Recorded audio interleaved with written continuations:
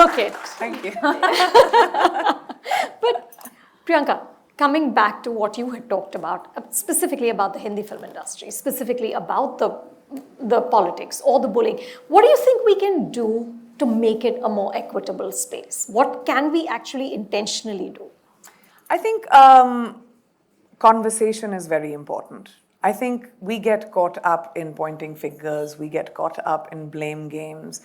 And cancel culture is so prevalent in our lives right now that people think that's the solution to everything. And I completely disagree. I think it is never one or two persons' faults. I think it is a society and it's a community that perpetuates that. And I think we need to start thinking about how we create opportunities or create a positive workspace, how we make space for others instead of actually, having a smaller and smaller table. How does your table become larger and larger, and how do you give more people a seat on that table? And I think maybe it was that experience for me, and it wasn't the industry. I have incredible friends, and I've worked with the most amazing filmmakers in the industry. But it's certain cliques that always do that, and that'll happen in your profession, I'm sure in your profession, including mine.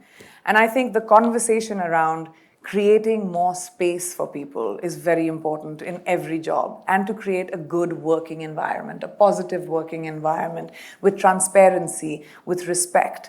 And I think respect cannot be demanded, it has to be commanded. And I think when you walk into a room, you have to walk in with a sense of self.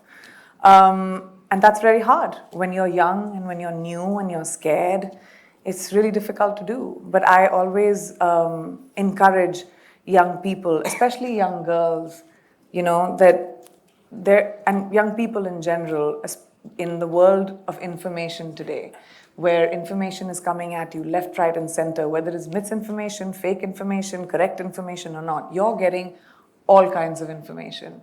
You have to really take time from your spirit and in your heart to see what actually affects you, what really moves you, what you care about. What is important to you? What are your priorities?